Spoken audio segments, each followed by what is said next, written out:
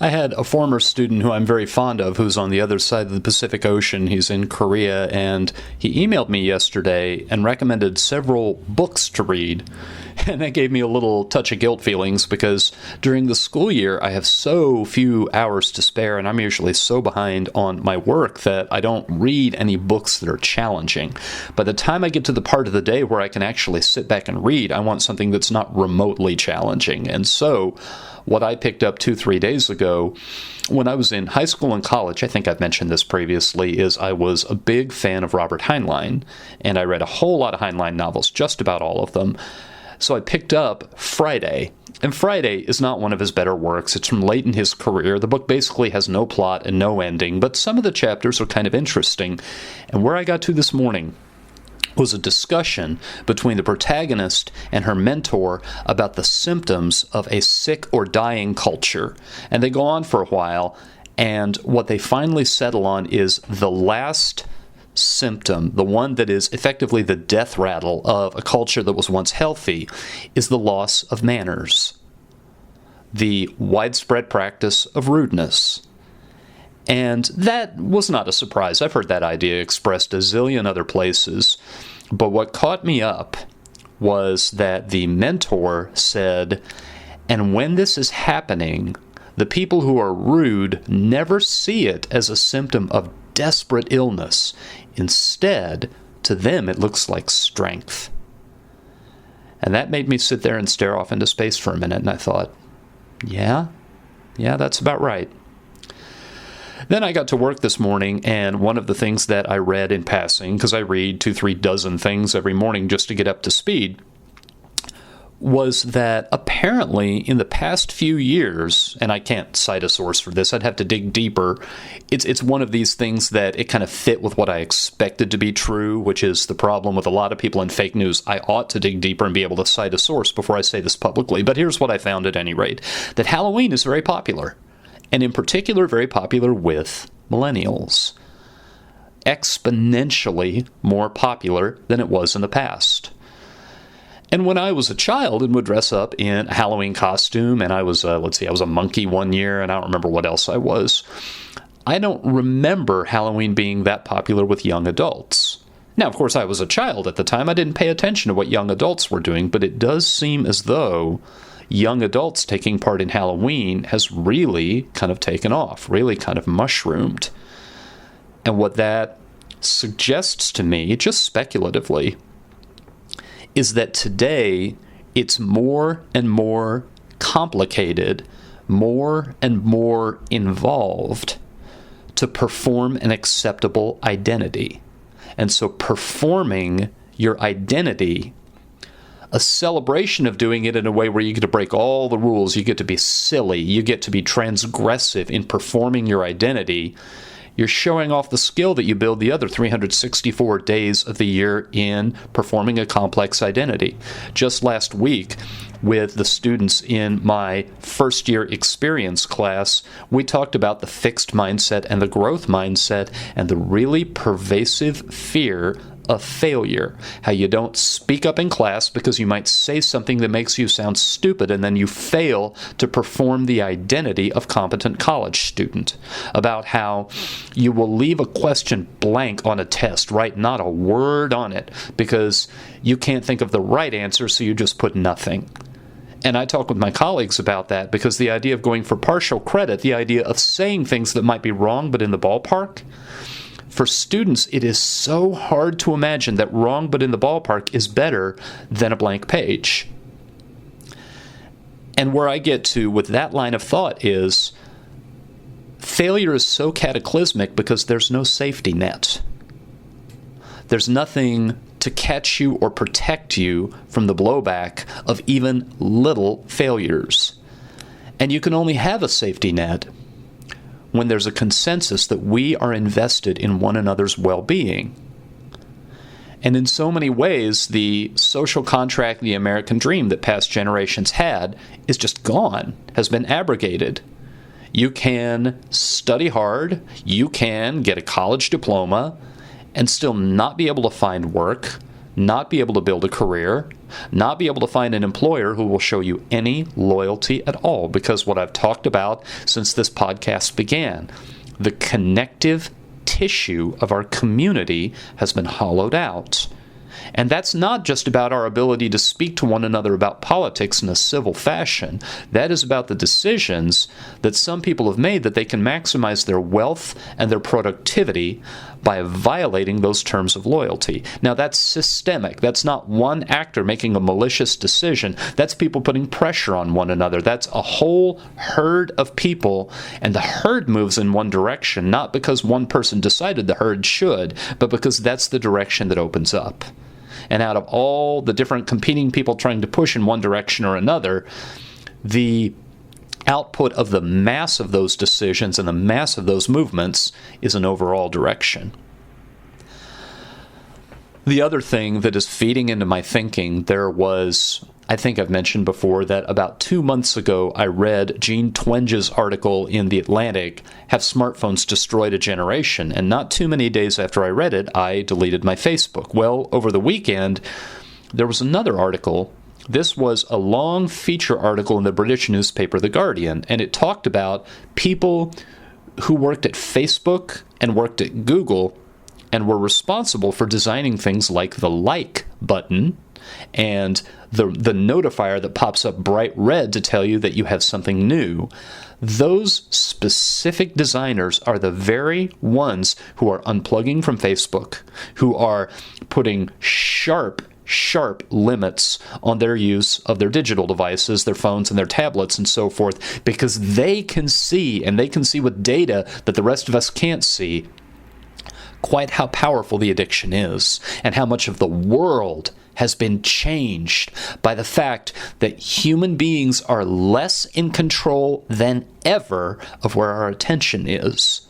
Now, it's always been the case that forces outside of our own skulls might direct our attention away from where we want to put it. But not until recently has that been something that people could design into human inventions. That they will pull your attention away as powerfully as today's generation of devices do.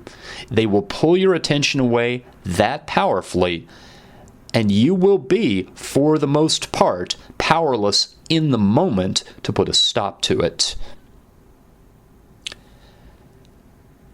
And they make the argument. They made the argument in the article in passing, but it did make a big light bulb go on in my head. In a world in which our attention is being whipped around between all of these money-making enterprises that want to grab our attention for the advertising revenue, when we have so little experience of our attention settling someplace and being focused, you wind up with a president like Donald Trump. Because, like him or hate him, he holds people's attention. The ones for whom his message resonates, part of the reason that it resonates is they see the hold that he has on the people who oppose him, because the people who oppose him can't dismiss him. For the people who oppose him, it is like, a bird being fascinated by a snake, or people having no choice but to look at the car accident as they drive by too slowly. That is a source of power. And people who are his voting bloc, not only are they attracted to the way that he has opted out of norms, opted out of the framework of the community as we've known it, but they also see the effect he has on those who oppose him, and that looks to them like a kind of power that they have wanted but haven't had for a long time.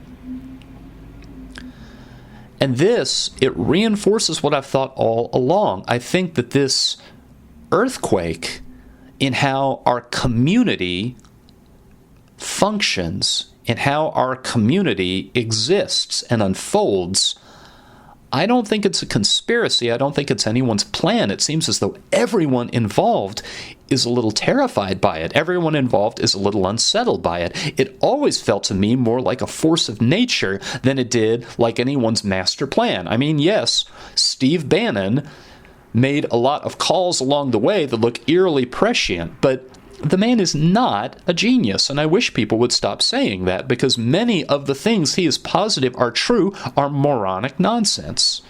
He got lucky a bunch of times.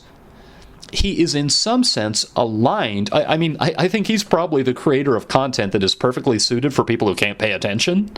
So he can put himself in the place of people who are really caught in the throes of scattered attention. And so he can make some predictions that are pretty savvy. But he's not behind it, and neither is anybody else. We have inherited a world where the profit motive drives people to grab for your attention. The design tools are available to tweak the devices until they can move your attention, whether you like it or not, and you don't even know your attention is being moved. So that brings me then to something that I was actually thinking about over the weekend. Everything I've said up until now, I actually thought about from yesterday afternoon until right now. But over the weekend, I got to thinking about context. Because I have moved in a lot of communities, chiefly my faith, chiefly among other Christians, where situational ethics is a dirty word, dirty phrase, I guess. The people who believe in situational ethics, they are postmodern and they have no backbone and they don't believe in right and wrong. And I have to say, after all these years in the field of argumentation and as a debate coach, to me the phrase situational ethics is like the phrase frozen ice. All ethics are situational. The very few principles governing behavior that may not under any circumstance be violated are supernatural in their scale. I think you may not do that which robs God of his glory, and I think you may not hate. And I think anything else, it depends. I think that it's not okay to stab people, but I do think it's okay if someone is choking and you're a surgeon to perform an emergency tracheotomy.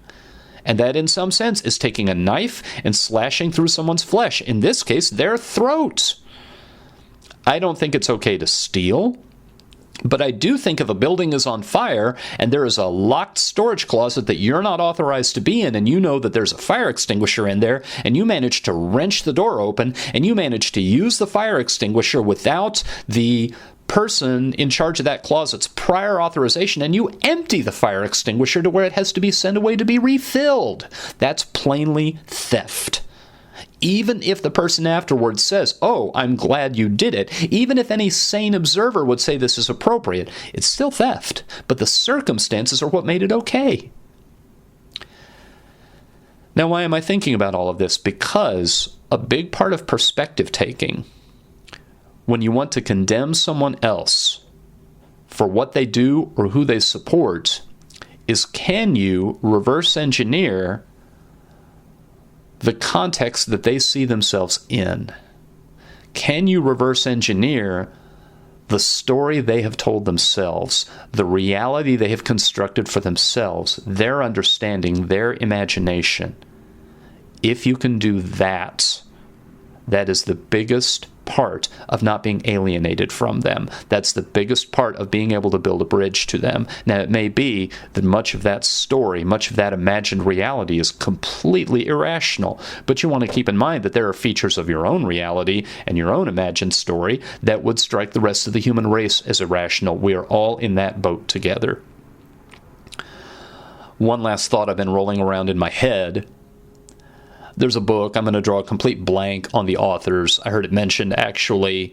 I think Terry Gross interviewed the authors for an episode of Fresh Air that I didn't wind up listening to, but I've heard this argument from a few other people as well, that what we're going through right now may in fact lead to kind of a renewal, kind of a renaissance of active public engagement.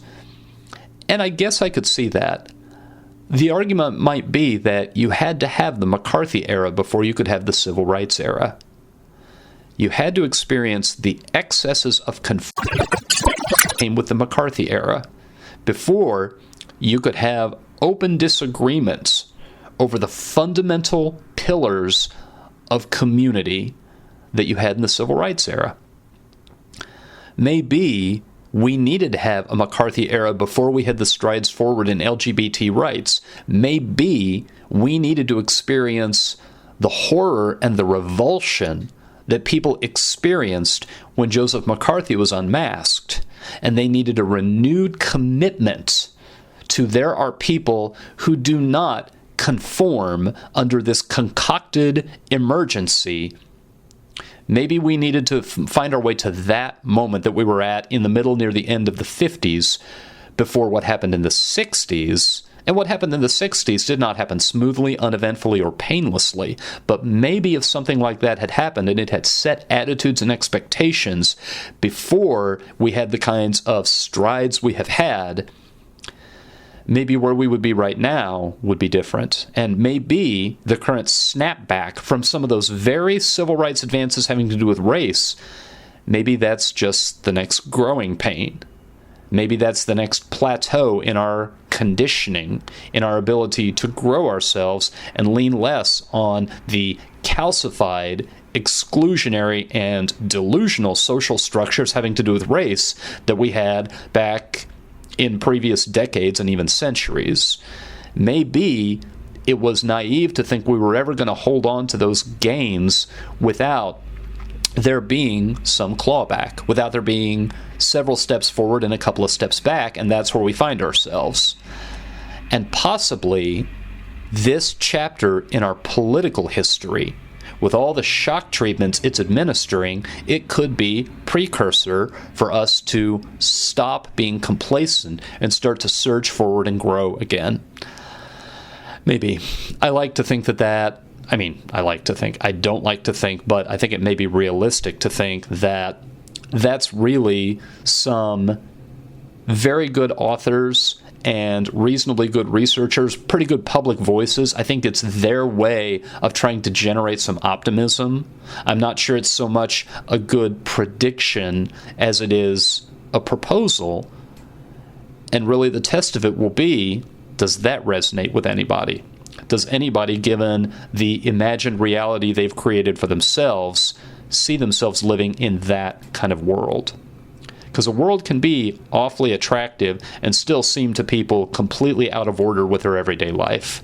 So, as much of a cop-out as it is to end on this note, it's another one of those where you just got to wait and see.